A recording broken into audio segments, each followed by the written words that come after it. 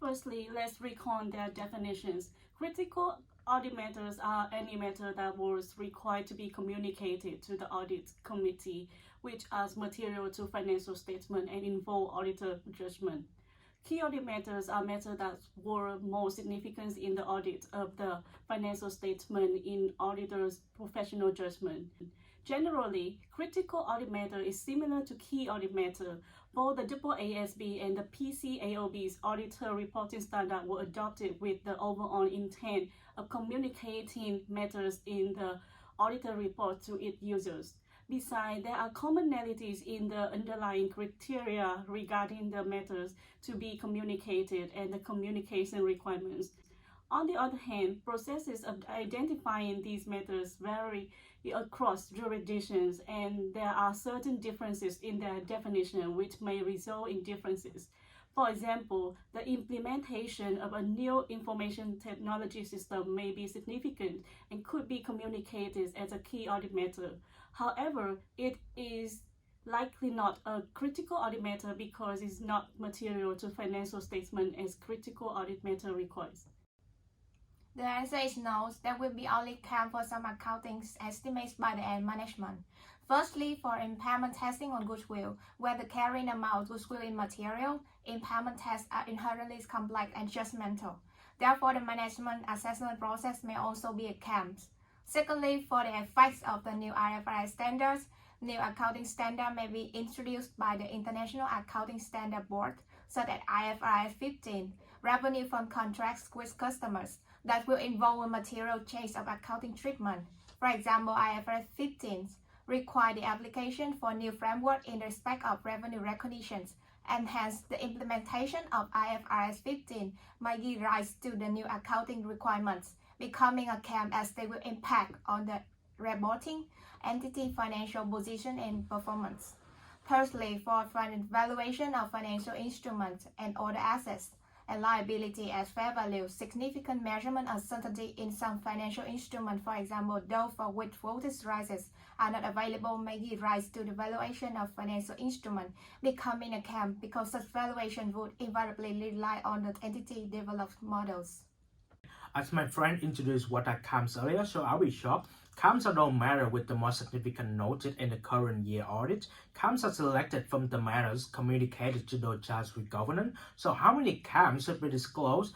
An ideally should be between 1 and 7 CAMs, but with an average of around 3 or 4 CAMs. So what types of company required to disclose CAMs? A listed company, but a non-listed entity might voluntarily communicate CAM as well. So will there be a CAM for every significant risk identified by the auditor? The answer is no.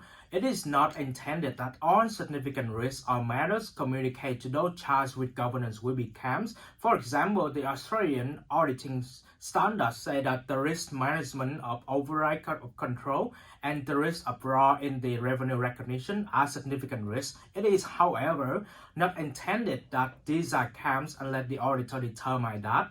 And just because something is a big number doesn't mean it's a CAM. For instance, the share buyback where a large number may be involved, but it's very simple as well. And just because where the auditor spent a large proportion of effort doesn't mean it's a key audit matter as well. In the rare scenario where there are no CAMs identified, the audit documentation must be in detail to the matter considered and the rationale for the discussion made. Hi everyone. Company's internal control over financial reporting is a process designed to provide reasonable assurance regarding the reliability of financial reporting and preparation of the financial statements. If there is a significant deficiency in ICFR, the likelihood of the potential material misstatements due to fraud or misappropriation is greater. So auditors have to look for the accounts and the assertion which it is going to affect due to lack of controls and determine the extent of pervasive effect on financial statements. And can auditor really rely on these weak internal controls? If the controls are weak, control risk will be high, and subsequently auditors have to do more substantive testing. So in conclusion, deficiencies in ICFR can be a key audit matter. Recently, KPMG illustrated how an ICFR CAM should be reported and how it should be responded because the audit approach could significantly differ depending on the effective operation of the company's internal controls.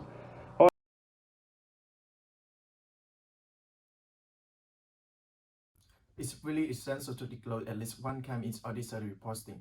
The most important reason is to reduce the information asymmetry between user and management and increase the quality auditing reports. Furthermore, there are some requirements applied to CAM disclosures. Firstly, according to ASA 701, major changes recently to the auditor report standard is the requirement to disclose CAM.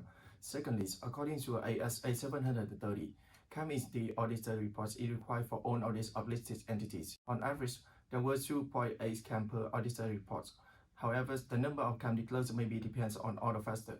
The first factor is the type of industries. Auditor can issue more CAM for banks than other firms because usually can be more difficult to evaluate collective value. The second one is rule-based accounting standards.